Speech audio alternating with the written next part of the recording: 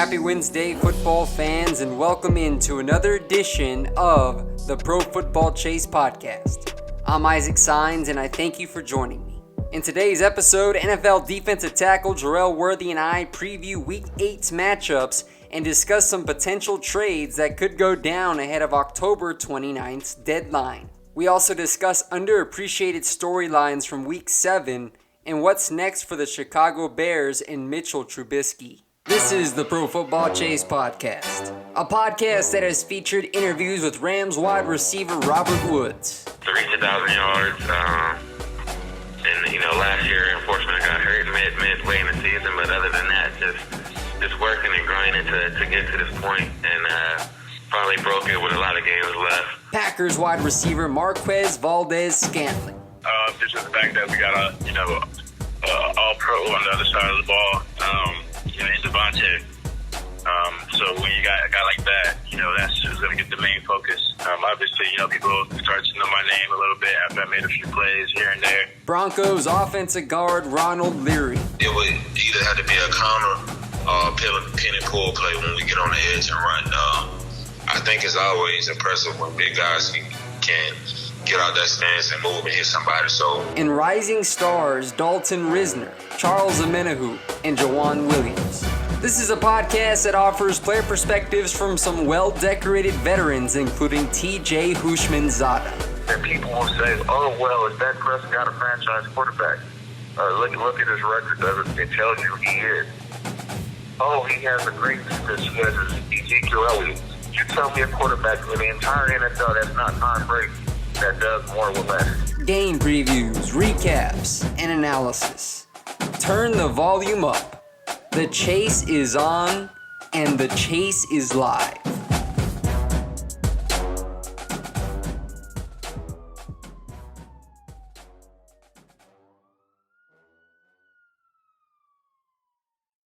Good afternoon, everybody, and welcome into the Pro Football Chase podcast. It's Isaac Sines with you and my co-host, NFL defensive tackle Jerel Worthy.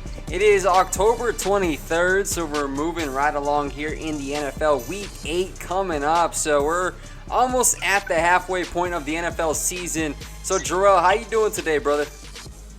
Man, I'm doing excellent on this beautiful day. Spending time down here in beautiful Georgia. It's not like how it is up north. So I get a chance to experience some sunshine today, and I'm just excited about this week of games coming up, man.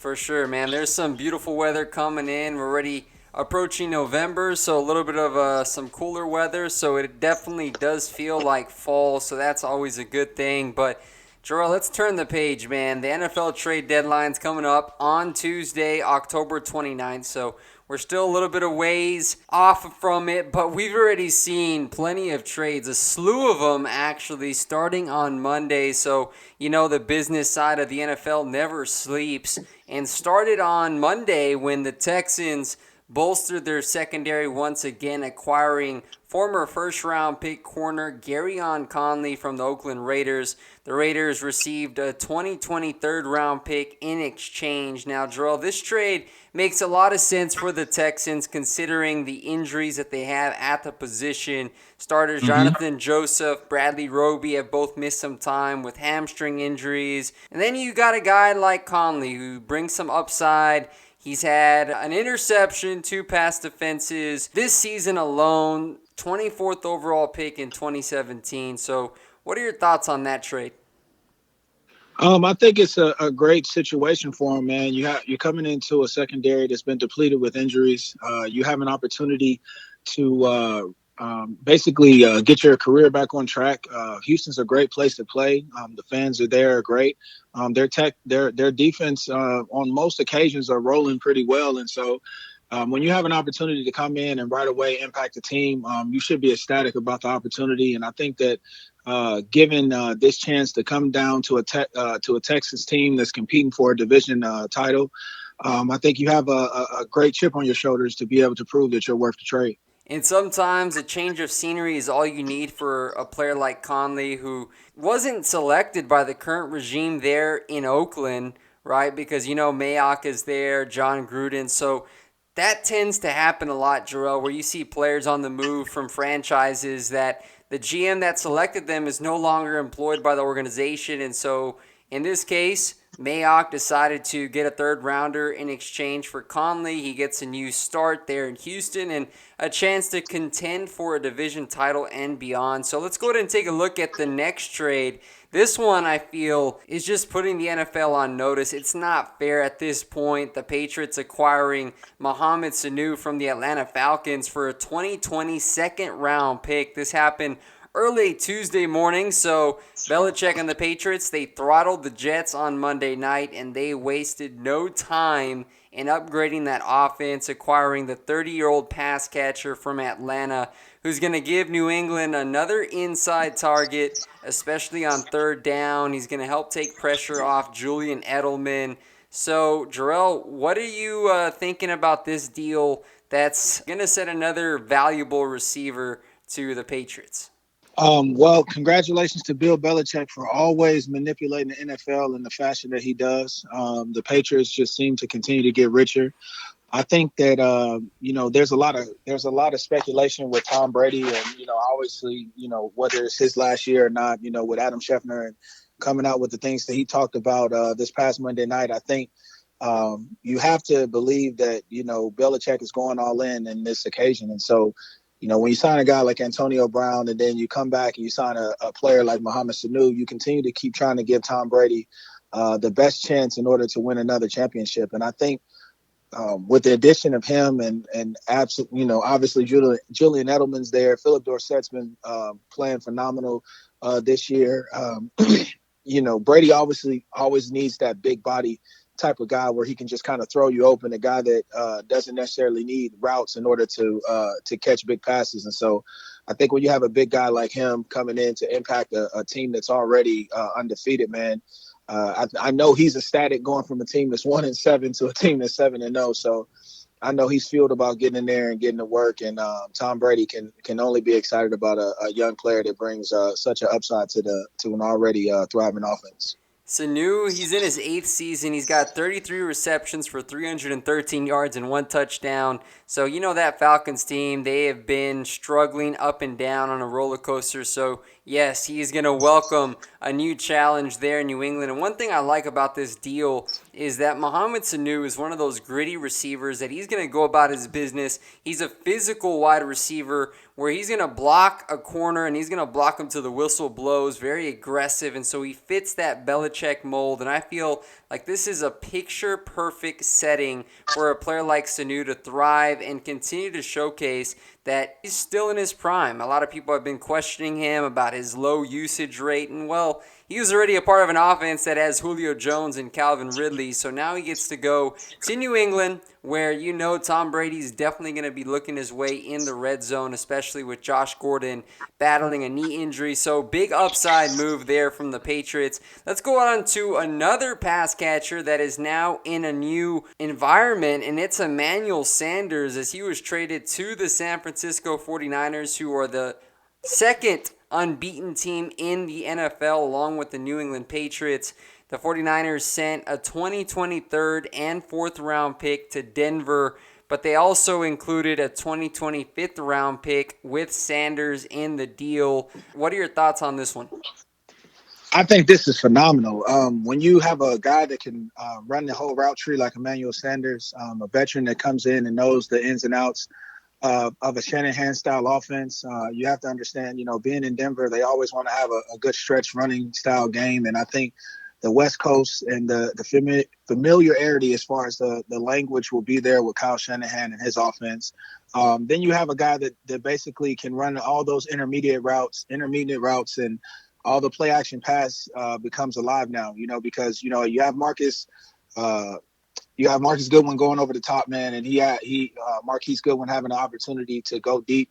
And now you have a guy that can come across the middle, run those shallow dig routes, those drag routes, those deep in cuts, to be able to open up for those potential chances over the top. And I think this is just a great addition to a team that needs to continue to improve offensively and continue to get on the same level as their defense, man. And I think this is going to be a great addition for them coming down the stretch. Sanders has 30 catches for 367 yards and 2 touchdowns in 7 games for Denver who are 2-5, so you can believe that they're going to continue unloading veteran players on expiring deals. And he now joins a receiving unit that has Dante Pettis. You mentioned Marquise Goodwin. And then let's not forget about George Kittle, who continues to emerge as one of the best tight ends in the NFL. So the San Francisco 49ers wasting no time and upgrading that offense to an already dominant defense. So San Francisco is certainly a team that continues to put themselves on the radar. And here's the last trade that went down in the afternoon yesterday. A little bit of a head scratcher from Detroit fans and everything that I've read on the fallout. Quandre Diggs is headed to Seattle, and it looks like the Lions also sent a 2021 7th-round pick as well as Diggs to Seattle in exchange for a 2020 5th-round pick. Now, Diggs is a very versatile player. He can play safety, he can play slot corner, just 26 years old. And the thing that makes this trade a little bit interesting, Jerel, is they had just given him a contract extension not too long ago, and they went ahead and shipped him out there to the Seahawks.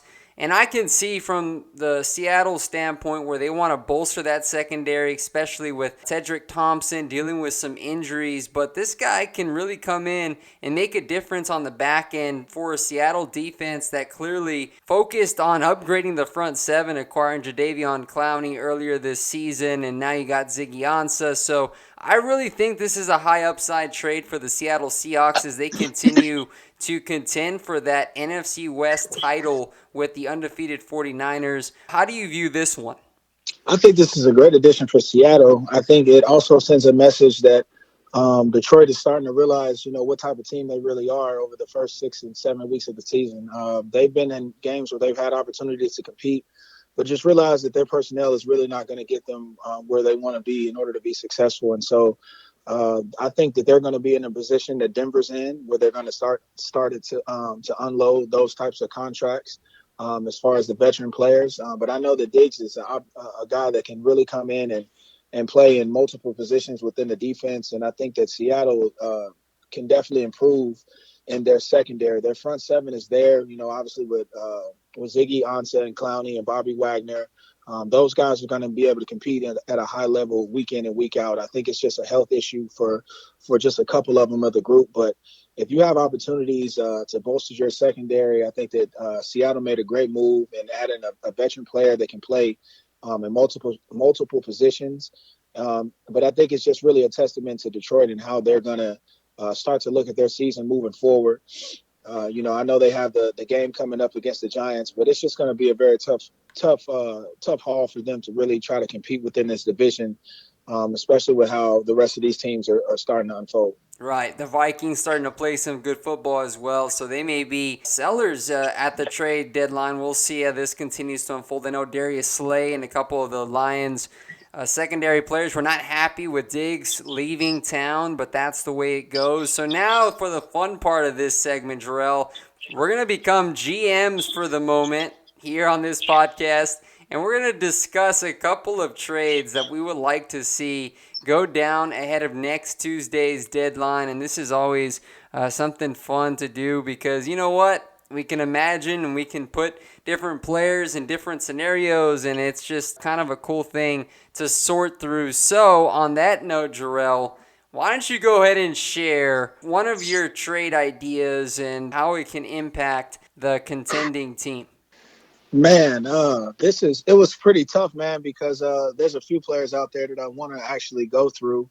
If I'm going to stick with a certain team that needs to make an impact at the trade deadline, I mean, the number one team that I would go with is the Kansas City Chiefs, and I think they need to address some issues defensively. So the couple trades that I would like to see would be within their front seven. I understand that their secondary has been up and down, but I think everything kind of starts up front. So a couple guys that I would like to see end up in a Kansas City uniform at the trade deadline. Number one is Damian Harrison, Snacks from Detroit, piggybacking off the situation that we just discussed with Detroit, understanding what type of team that they have. I understand that Snacks is a very integral part of their defense.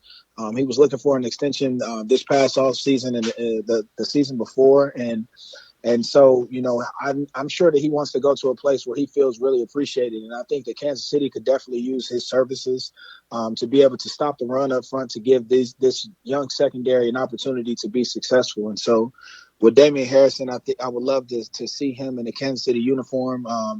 Even though he signed a 1-year extension with Detroit, I think that he's in a position where they can move him, and Kansas City would love to have his services. And the second guy would be Cameron Hayward, out of Pittsburgh, going to Kansas City. One being Pittsburgh is having a lot of money invested into the guys up front with him and Tuitt, as well as having guys that they on the back end that they're going to have to pay as well. And so I think that Pittsburgh is in a position to overhaul. They're going to be looking for new management after this season. I think that Tomlin's not going to have an opportunity to come back, which is a very sad case given the fact that he's a very good coach. And but I think Cameron Hayward is being a crafty veteran, a guy that can play pass and run in a 3-4 scheme like the Kansas City Chiefs runs. I think that he would have a great success and bring that type of leadership and hard nose that the Kansas City Chiefs need. Yeah, those are a couple of good names there. Damon Snacks Harrison, we know he is the best run-stuffing defensive tackle in the NFL, and the stats back that up. But Cam Hayward, that is an interesting one, Jerel. I think it makes sense for Kansas City, who's dealing with a lot of injuries. Chris Jones, who's been out with that groin strain, he's actually returning to practice today, so Kansas City is very excited about that, but they still have a void with Xavier Williams on injured reserve, their starting nose tackle. So those are some interesting trade ideas for a Kansas City team that needs to bolster that defensive front. I have a couple of trades, and one of them has to include an interior defensive lineman, so let's keep it in this area.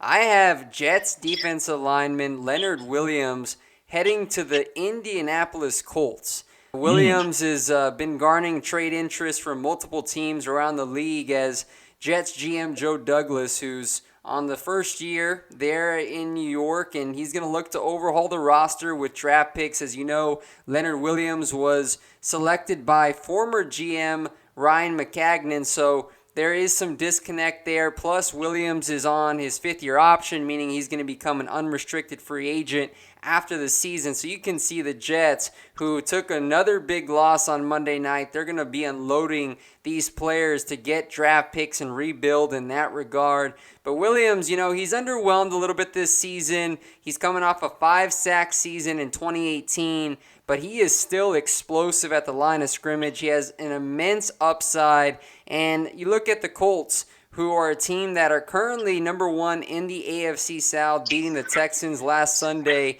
and they could sure use an upgrade there on their defensive line to play alongside Danico Autry and Margus Hunt. I think Matt Eberflus, the defensive coordinator there in Indianapolis, would love to get his hands on a guy like Leonard Williams who can disrupt things up the middle, having Darius Leonard there at the second tier, their linebacker, roving from sideline to sideline. So I think this can make a lot of sense. And mind you, Jerel, the Colts currently are number 1 in the NFL for cap space. So should things work out with Leonard Williams in the second half of the season, they would have the assets to sign him to a long-term deal. So Leonard Williams to the Colts is one of my trade ideas. Man, I think that would be phenomenal. You talk about a team that's right there in the division. Jacoby Brissett is starting to pick things up, as you can see with his display last week. And, with Justin Houston there and that team looking to bolster their guys up front, man, I think why not? You're going to have guys to be able to compete and run down a guy like Deshaun Watson, because it's really going to come down to those two guys within that division. The Titans have really started to slack off, and I don't necessarily think that they're going to be going anywhere. And the Jaguars are kind of really a hit and miss type of situation. They're going to be having to deal with some things, especially when Nick Foles is one to return and Gardner Minshew and the mania that he presents. And so I just think that it's going to be too many distractions for them to compete. And so the Colts and the Texans are going to be right there head in head. And so why not pick a guy like that to be able to bolster your defensive line and get out there an explosive guy like Deshaun Watson. So I would agree with you. And here's another one that I got for you, Jerel, and it's another defensive tackle. So I'm really loving this trade idea because we're giving some credit to the men in the trenches.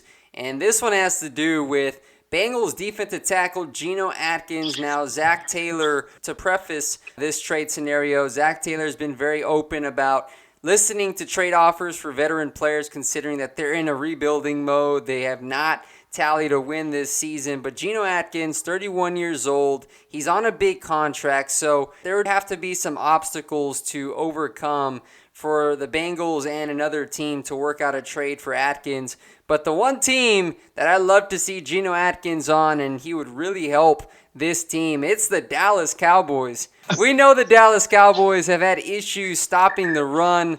They have Antoine Woods, they have Malik Collins, but they've been inconsistent, Jerel. We've seen many rushing attacks go up against Dallas and just absolutely shred them. But Geno Atkins to Dallas makes a lot of sense. The Cowboys obviously have to pay a couple of more players in Amari Cooper and Dak Prescott. But Atkins is under contract through the 2022 season, so it's not like they're going to have to dish out a brand new deal. And getting a player like Atkins, who's 31 years old, it's not going to cost a fortune either. Maybe a third, fourth round pick or something like that.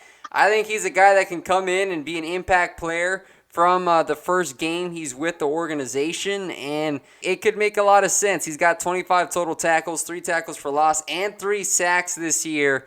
We all saw Dallas make the big splash trade for Amari Cooper this time last year, so who knows, maybe another one's up Jerry Jones' sleeve. Man, you would love that. That's what's so funny. You would love that. I know for a fact. At the end of the day, man, you would be feeling really good in this side, man. If you had an opportunity to pick up a player like that, bro, I think it would be a great addition to their front. And I definitely think the Dallas Cowboys are in need of some depth there. I think that they have good players there, but I think that they are in need of definitely some additional help in the middle.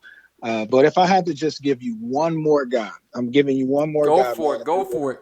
And we've talked about this team before. You know, head coach Zach Taylor and the Bengals talking about being able to trade a lot of veteran guys on their team. I think the one guy obviously on their list and at the top of a lot of guys' list is AJ Green. I think if he had an opportunity to go within conference to the Buffalo Bills, I think it would be a great addition to their already bolstered secondary. But having a guy like Josh Allen being 6'4", throwing to guys like Josh Brown being 5'10", and Cole Beasley being 5'9", 5'10", I just don't necessarily see that formula working out in the long term. And when you bring in a guy like AJ Green, 6'4" receiver that can get off the press, run past a lot of guys, he's going to be coming back from injury soon.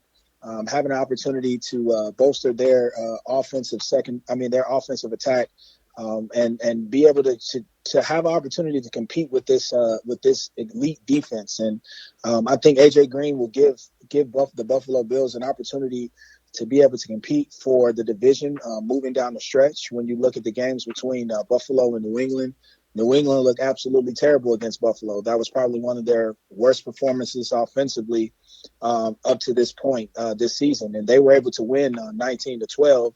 But I think that if you have an opportunity and you have the ball late in a game situation with a guy like AJ Green and a guy like Josh Allen who could move the chains with his arm and his feet, I think you definitely give this team a chance to be able to compete against the juggernauts that's been in their division for a number of years. You know, Zach Taylor has come out and said, we're not trading A.J. Green, and now reports surface that Green's not going to return until after the trade deadline. But you know, as well as anybody else, Jerel, that deadlines make deals. And if a team comes across with an offer that the Bengals cannot refuse, considering that Green is on the final year of his deal, then who knows what can happen. But yeah, the Bills are a team that are only at 1 loss right now. They're in the thick of it with the New England Patriots, so why not? And if not A.J. Green, I can see some other potential targets out there that Buffalo could turn to as they look to make a big-time push for the playoffs as well. So those are some trade ideas ahead of next Tuesday's deadline. And I'm sure on Wednesday there's going to be plenty more of trades to discuss and recap and factor in for the remainder of the season. But let's go ahead and segue to some fact fiction. There's a couple of statements here before we get into some game picks and then some fan questions that I picked out. So, Jerel, the first one here has to do with the Chicago Bears, Mitchell Trubisky. We saw them. They looked atrocious last Sunday against the Saints. Their offense, anemic, slow-moving. Trubisky has really struggled with his reads down the field. So here's the statement, and we'll discuss whether it's a fact or fiction. The Chicago Bears should own their mistake of drafting Mitchell Trubisky second overall and bench him in favor of Chase Daniel. What say you, Jerel? I would have to go with fact. I just think that, Chase Daniels is a proven quarterback. I understand that there's a height issue there, but there's a height issue there with Mitchell Trubisky as well. And so I just think that when you look at Chase Daniel overall, he's been the highest paid backup of his career, at least 4 to 5 years out of his career. He's been the highest paid backup in the league. It's been a reason why Andy Reid's kept him around for so long, traveling from Philadelphia to Kansas City and having those opportunities as well. And so I think that when you look at Chase Daniel, man, he brings a moxie about him at the quarterback position that even though he's short, he's willing to compete. He's willing to contend. He's been that way ever since Missouri, and I just think that there's a certain rhythm there when they have Chase Daniel out there. I think that Mitchell Trubisky, when you have opportunities to get him in extended plays where he has to read defenses and read coverages, it's very tough for him. And so he's kind of had the Sam Darnold effect where he's kind of seeing ghosts and he's making these decisions and it's not necessarily improving the team. But I just think overall, man, the Chicago Bears have to find a playmaker on offense. They have to find some guys that can hit the home run plays. Tariq Cohen is definitely he was the guy last year. It's been tough for him this year, but they have to find somebody, whether it's via quarterback or whether it's another skill position, because this offense has to improve because their defense is elite. We know that they can compete, and so this offense has to improve. I would say fact as well. At this point, Jerel, I mean, Mitchell Trubisky, the guy still has a lot of football ahead of him, so I think it would be unfair to say that he doesn't have a future in the NFL, man. But it's pretty rough watching him play because you can tell that Matt Nagy, he's really trying to find play calls that can just fit Trubisky, because it seems like anytime he gives Trubisky too many reads or an option play, Trubisky just cannot register in time, and it's detrimental to the offense. As we saw, Chase Daniel was moving the ball really well when he was playing when Trubisky was rehabbing his shoulder injury. And so at this point, Chicago, they're clearly underwhelming from what their expectations were at the beginning of the season. This defense is still very talented, but it doesn't help when they're on the field 85% of the time, because we saw it against the Saints where they were just worn out by the third, fourth quarter because the offense continued to go 3 and out, and Trubisky, his inability to identify open receivers down the field and make the throws is very concerning for not only the organization, but for the fan base. It's going to be really interesting the next couple of weeks to see how this offense looks, if there's any improvement. But if not, I would say go to Chase Daniel. He gives you the best opportunity to win, and it's just got to be frustrating for Nagy and for the GM Ryan Pace to see a guy that they jumped up. They gave up so many draft assets to take a guy that only started 1 year at North Carolina when you had Deshaun Watson and Patrick Mahomes, who were selected well after Trubisky, who are now thriving in the NFL. Yeah, man, it's definitely a sad situation, Isaac. I think when you look at the pieces that they have around them, when you have Burton at the tight end position, you have Allen Robinson on the outside, Tariq Cohen who can run the football, and as well as pass the ball, as well as catch the ball out the backfield. They actually traded Jordan Howard in spite of the growth and the potential of Cohen. And so when you look at the pieces that the organization that's surrounded, that's put around him, you have no choice but to kind of have a feeling about Trubisky and the way that he's progressed over his first few years of the season. And when we looked at their run last year, we knew how great this defense was. We knew that the pieces, once the ball gets out of Trubisky's hands, were able to make a lot of big plays. And Matt Nagy's play calling was exceptional last year. And so when you look at those pieces, we all kind of thought to ourselves, what was the X factor, the missing piece for them in order to get over the hump, and it was really the quarterback play. I mean, he threw for under 2,600 yards last year, and it just wasn't necessarily spectacular as far as his touchdown to interception ratio. And so I personally think that they should be in the market before the trade deadline for some type of quarterback. Whether I wouldn't necessarily say Eli Manning, but I think that the situation down in Carolina presents a very reasonable argument. Kyle Allen has been playing spectacular. We necessarily don't know how the organization feels about Cam Newton or Ron Rivera moving forward. So I think that that would tickle my fancy if I was the Chicago Bears and I'm in need or I have questions at the quarterback position. Yeah, that's one that is definitely a hot rumor. Chicago, if they were to make a play for Cam Newton, considering Kyle Allen's strong play and their winning streak. But here's a second fact fiction segment. The Arizona Cardinals should be taken seriously after winning 3 consecutive games under first-year head coach Cliff Kingsbury. I personally would think that's fiction. Although they've improved offensively and defensively, when you look at the people that they beat, you have the 2-5 New York Giants, you have the 0-7 Cincinnati Bengals, in which they went all the way down to the wire against this team, as well as you have the Atlanta Falcons that have looked, I mean, absolutely atrocious over the first half of this season, sitting at 1-6, and so. When you have teams like that that have only won a combined 3 games, you don't necessarily tip your hat off to that type of competition. And I think that they could easily be 3-4 or in this situation or 2-5. And so I don't necessarily want to tip my hat too early about the Arizona Cardinals, although I'm impressed with Murray and his ability to continue to get better week in and week out. Their defense is starting to look a lot better, especially with the addition of Patrick Peterson being back. And so I think that they're going to continue to improve. But in order to compete in this division, man, you're going to have some playmakers with San Francisco playing the way that they are. Russell Wilson having that MVP type of season that he's having, as well as the Rams. They're going to have something to say as well. And so I just don't think that it's going to be a division that the Arizona Cardinals are going to be a top of for the next couple of years. I would agree. I would say fact to that statement. They're 3-1 after this win streak. But again, Jerel, they took down the Giants on Sunday, and the defense, they certainly showed up to play. Patrick Peterson had his presence felt early, and Chandler Jones, I think everybody forgets how dominant of a defensive end he is coming off the edge. He got to Daniel Jones and blew up that entire offense by himself, it seemed like.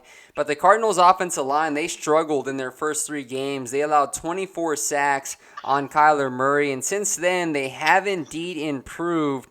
But to your point, I just think this Cardinals team is a year or 2 away from actually contending in this difficult division. You look at San Francisco and Seattle and LA. Let's not count out the Rams right now. They're 4-3. I know that they went on that 3-game losing streak and people put them out of the picture, but they're still very much alive in that division as well, with an immense amount of talent following that acquisition of Jalen Ramsey. They also have the Bengals this week, so the Rams can get back on track. They got the Bengals this week. Oh yeah, for certain, and that's perfect. I'm glad you brought up schedules, because that's another reason why Arizona, I believe, is going to fall off again, because looking at who they got the next 4 weeks, they got at New Orleans on Sunday, home to San Francisco, at Tampa Bay, which that one's winnable, and then at San Francisco. So they're playing San Francisco 2 times in the next 4 weeks and a trip to New Orleans. So I think 3 of those 4 games could very well be losses, Jerel. And once that happens, of course,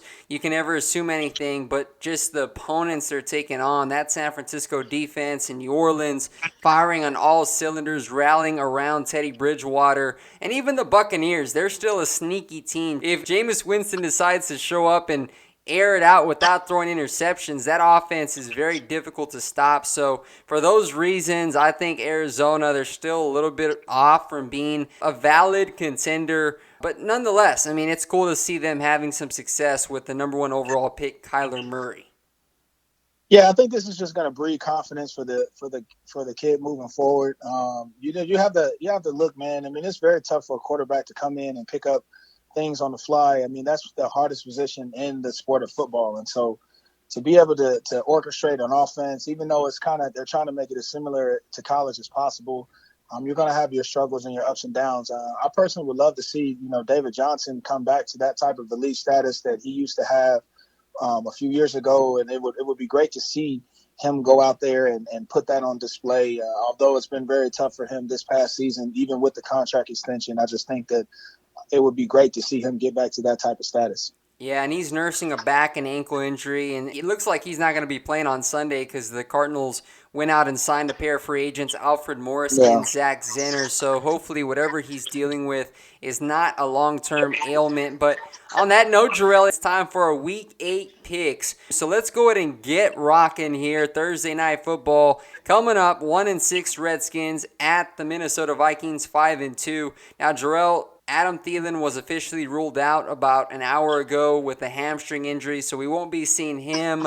But Minnesota, they are rolling offensively. Something was said to Kirk Cousins because your boy out of Michigan State has been on fire. He has been very dominant. He's finally building that connection again, restoring it with Stephon Diggs and Thielen and Kyle Rudolph, getting these tight ends involved. And, of course, Dalvin Cook, who's just been on a tear this year. So give me Minnesota, 27-13 over the Redskins. Now, here's another interesting nugget of information. AP returns to Minnesota, so that at least is going to be something interesting to watch. Man, it's a couple storylines, man. When you look at it, Kirk Cousins playing against his former team, I know he's going to want to try to stick it to him. So I think that Kirk Cousins is going to have a phenomenal game personally. Adrian Peterson is going to be very emotional coming back. The season isn't going as predicted. Everybody's going to expect him, and it's going to be an exciting time for him. But I just don't think the Minnesota defense is going to allow him to have any room to breathe. They're playing at home. He knows how great they are at home. It's going to be very difficult for this Redskin offense to get anything going. I personally think it's going to be a blowout. I have Minnesota winning 33-10. And dominating over the Washington Redskins. Yeah, we both got the Vikings here on Thursday. Now let's go to the first game on Sunday. 5-2 Seattle Seahawks coming off a loss to the Baltimore Ravens, taking on the 1-6 Atlanta Falcons. Now Matt Ryan, who's dealing with a high ankle sprain, he may not be available to play. If that's the case, Matt Schaub would start.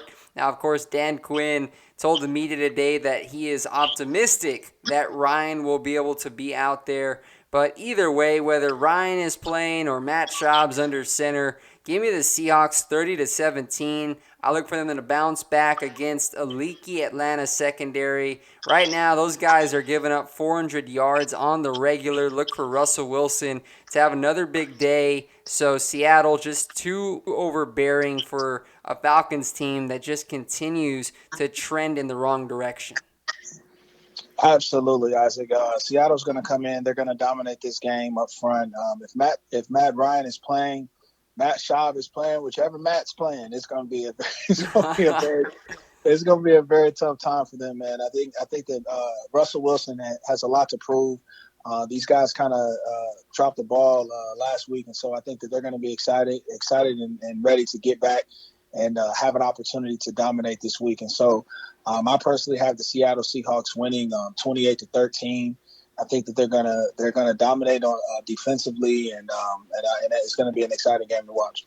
All right, next game here, the Eagles coming off a beating from those Cowboys, Jerel. I know you must be hurting inside based off what you saw on Sunday night.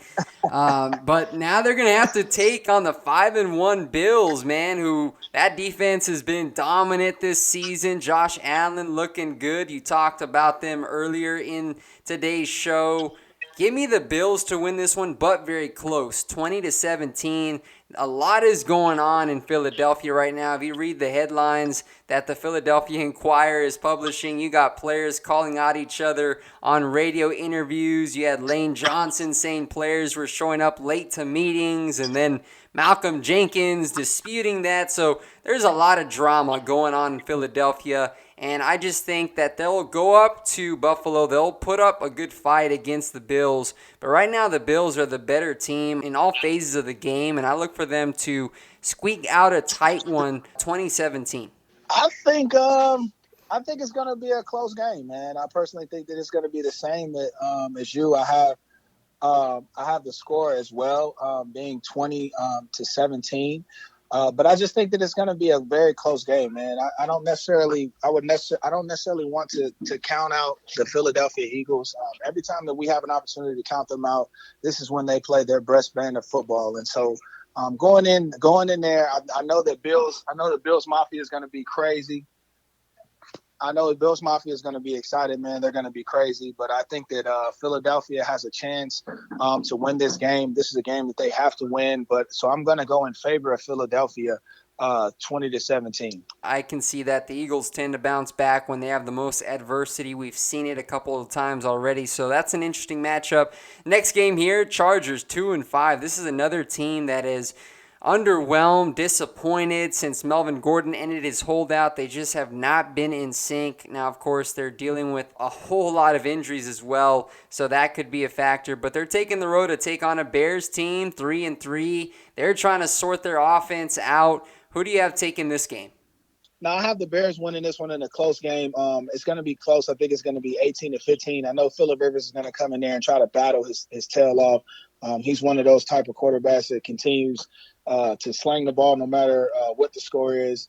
But this Bears defense needs to get back on track. I know that they're going to have an opportunity up against Melvin Gordon and the rest of that offense. And so I look for them to be able to run the football as well as stop the run on their end and put Phillip Rivers in a couple difficult situations. So I have them winning 18-15 in a close one. Us two have very similar score lines in this one. I have the Bears winning 19-16.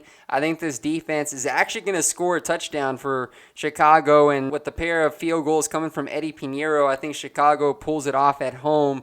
Next game, Giants at the Lions. Give me Detroit 34-24. It's been a tough go for Matthew Stafford, Matt Patricia, and this whole roster as they've been so close to being an above 500 team, but they just have not had things roll their way. I think they rout the Giants rather easily by 10. I look for this offense to explode yet again against a Giants secondary that has struggled to contain high-powered offensive attacks.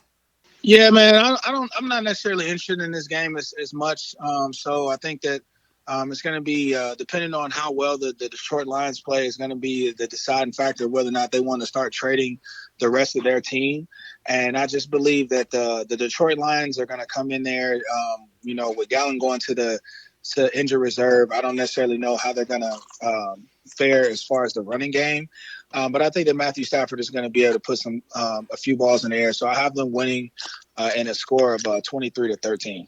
Buccaneers at Titans. The Titans picked up a win with Ryan Tannehill, and their offense looked rather decent. Now they're back at home, and their defense was bolstered by Jeffrey Simmons, their first-round DT, who got a sack first game last week coming off that torn ACL. I like the Titans in this one. This defense, I look for them to jump all over Jameis Winston, who we know at this point is turnover prone. I look for them to pick him off a couple of times to go with a nice dose of that rushing attack with Derrick Henry. So give me the Titans 23-17.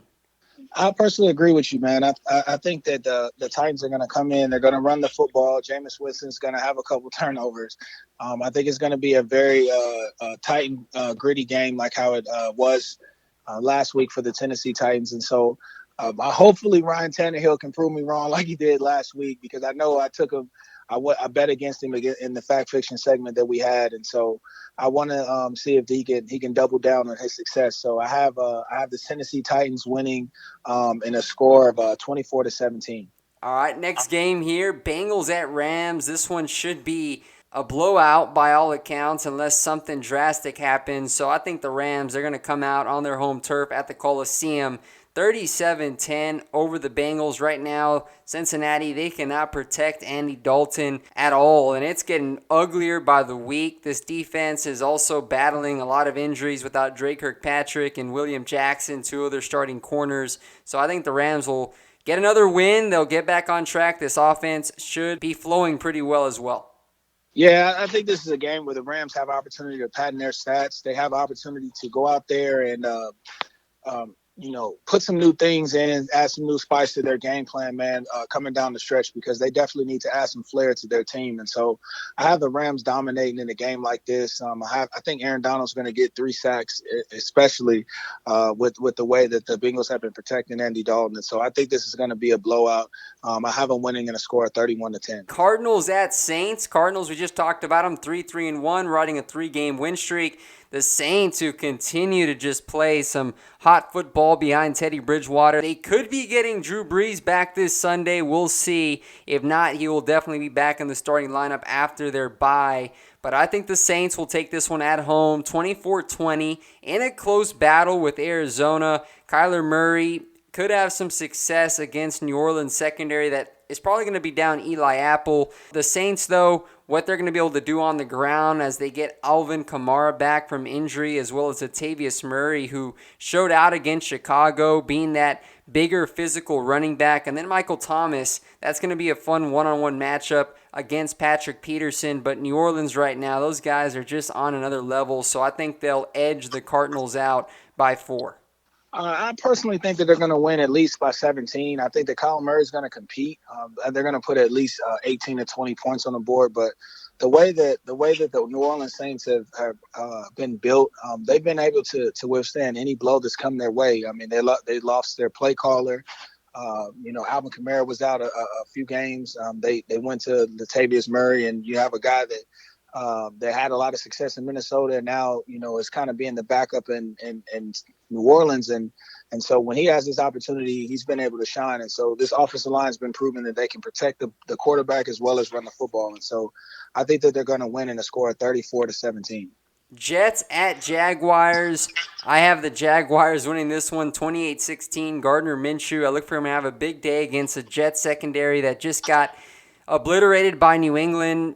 Sam Darnold, he struggled immensely. And right now, the Jets, they just seem like they're very unstable right now. Though they have some talent on that defense. Jamal Adams, they got back C.J. Mosley. But right now, Jacksonville, that defensive front, they're still very strong. Josh Allen, Calais Campbell, Yannick Ngakoue. I look for them to get after Darnold, make him very uncomfortable in the pocket. They're going to get a couple of turnovers, plus Leonard Fournette getting in some nice yardage and perhaps a touchdown. So give me Jacksonville by 12, 28-16. Not so fast, man. I think this is going to be a game where, the Jets have an opportunity to come back, man, and it's going to be a pride game for them. I think they're going to win in a close game, 24-17, but I think that Darnold is going to have an opportunity to redeem himself this week.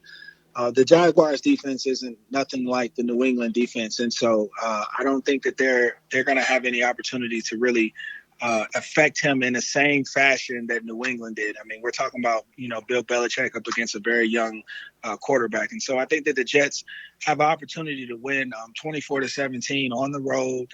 You're not at home. You don't have your fans. You're down in Florida, beautiful sunshine. So we'll see if they have opportunity to regain some strength. Broncos at Colts. Give me the Colts 31-17. They're rolling high. Jacoby Brissett continues to play very well, and T.Y. Hilton and Marlon Mack, and that offensive line, those guys led by Quentin Nelson, they're beasts, man, and they've been able to generate big push at the line of scrimmage against multiple opponents this season. The Broncos, they're in fire sale mode ahead of next Tuesday's trade deadline, already without Emmanuel Sanders, and who knows, Chris Harris may not be there as well. So give me the Colts to win rather easily by a pair of touchdowns.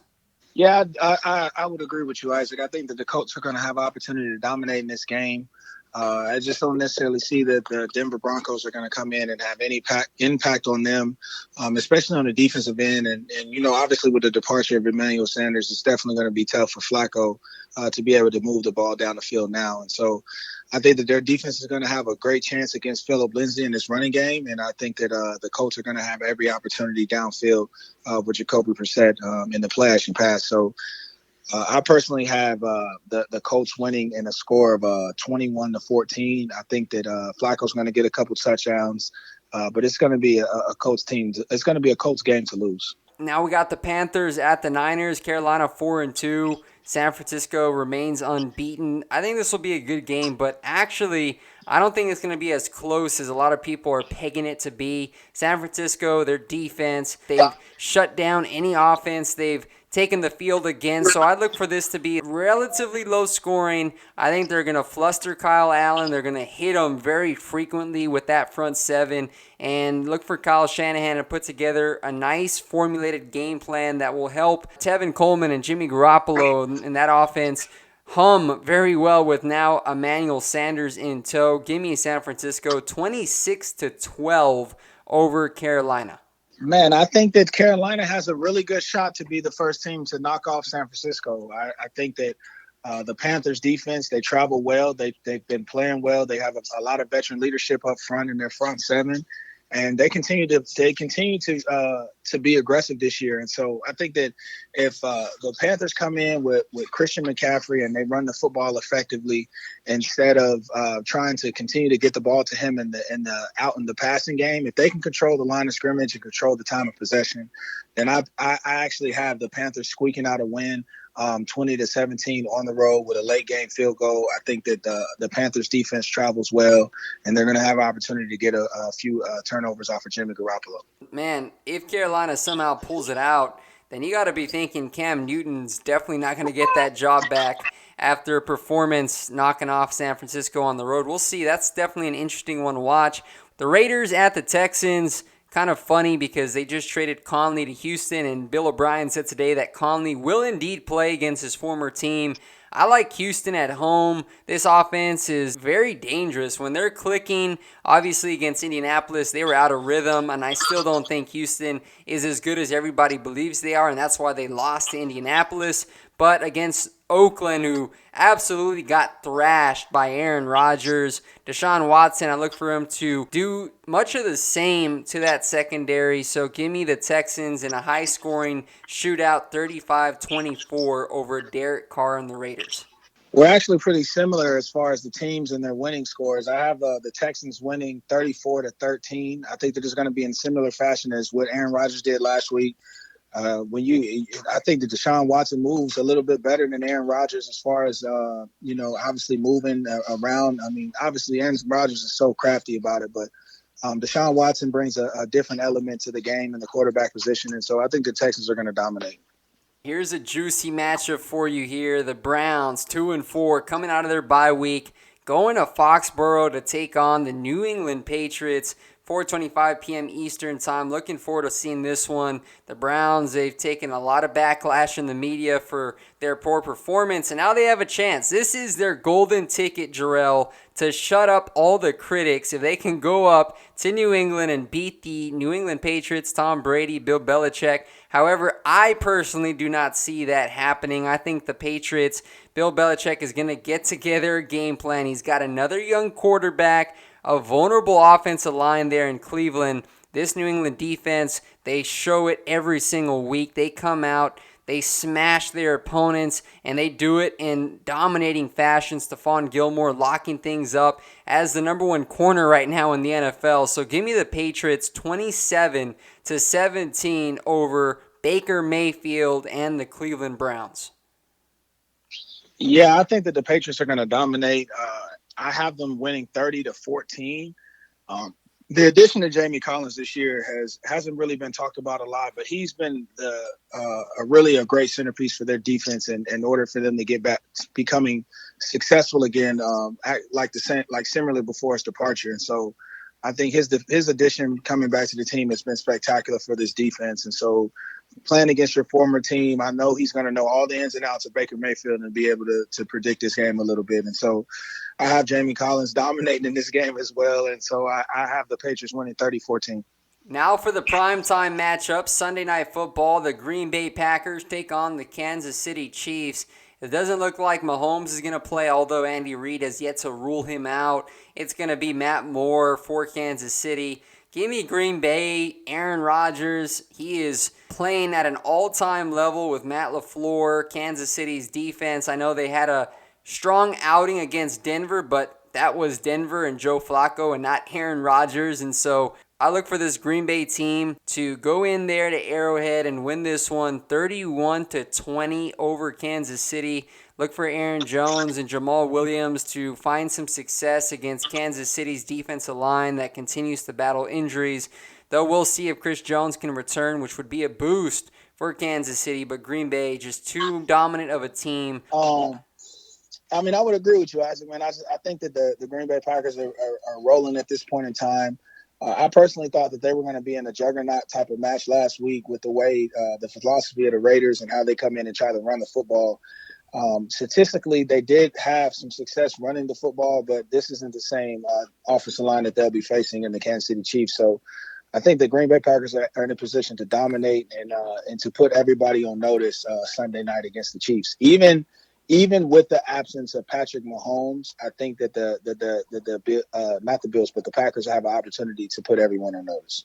Now for a very lousy Monday Night Football matchup, man. The Dolphins taking on the Steelers. I'm not exactly sure who scheduled the Monday night games, but it looks like we're going to have another snoozer. I'm going to take the Steelers to win big, 30-13. Not so much because of Mason Rudolph, but it has everything to do with their rushing attack led by James Conner, Jalen Samuels, and Benny Snell, the rookie. Miami, although they came out firing and Fitzmagic had something up his sleeve against Buffalo, so I wouldn't count him out going and putting up a fight. But Pittsburgh, I think they're out to make a statement, trying to fight for their lives in the AFC North coming off a bye week. So give me the Steelers big time, 30-13. This non-primetime game, which is kind of awful, it looks terrible on the schedule. But I'm going to roll with Fitzmagic. Man, look, let me tell you something. I love Fitzpatrick as a teammate. I love him as a player. He's a true competitor. It doesn't matter who's on his team. He's going to throw the football. The guy went to Harvard. He's going to figure it out. He's going to find a way to try to figure it out, man. And so, I think Fitzpatrick is going to have an opportunity to upset a lot of Steelers fans in Steeler Nation. It's going to be crazy out there. I mean, the fans are going to always support their team. But I think that Fitzmagic is going to have opportunity, and he's going to have some success against this fire zone team that the Pittsburgh Steelers are. The fire zone defense that the Pittsburgh Steelers run. So I think it's going to be exciting, man. Ladies and gentlemen, you heard it here first from Jerel Worthy. He's calling for the Dolphins' first victory with Fitzmagic. So, man, all right, I like it. You know what? That gives me some reason to watch the game now, because now that you're saying Miami's going to take the win, so we'll see what happens with that matchup. But let's go ahead and answer 2 questions here from fans before we end today's podcast. The first one comes from Christian Lopez, and he says, is it fair to say a football team isn't a good team because their opponents aren't top tier? He says this happened to the Cowboys and Patriots this season. So he wants to know, what's your take on this whole, well, that's not a good team, this is a good team?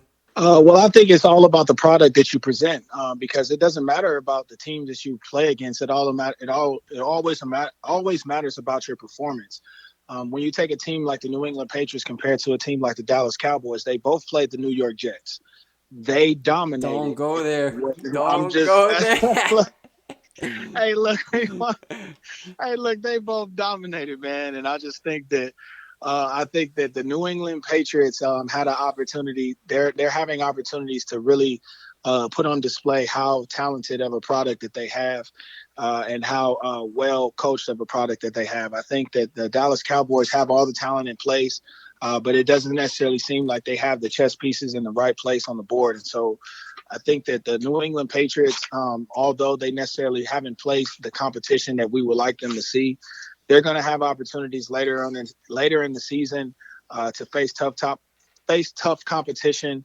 Don't count out the Buffalo Bills, man, because they gave the New England Patriots a run for their money. But when you're looking at teams that necessarily doesn't play the best talent, you just ultimately go over their display that they've played, that they put on the field, while playing the lesser teams. I agree with that because, man, look, teams can only play the opponents that's on their schedule. So this whole hoopla about teams not being good because of who they played and whatnot, but it's about what the team shows on film on a week-to-week basis. Is it consistent? Up to this point, we've seen San Francisco, who people will still say they're not legit because, well, there's the question, who have they played, right? But that defense has looked the same every single week, putting the clamps on opposing offenses. Same for the Patriots defense. It doesn't matter who they face. They've looked dominant. Tom Brady still looks sharp. So all that matters is if they're continuing to put out consistent play, and not only consistent play, but winning by wide margins, which in this case, San Francisco and New England, they've done this season. So that's my response. So along the same lines as you, Jerel. Now the last question here we'll take before we wrap up is Ravens World. It's a Ravens football account on Instagram. They cover the team. They post the team. They want to know if there's any player out there that's available ahead of next Tuesday's trade deadline. What player should Baltimore target to help bolster their team?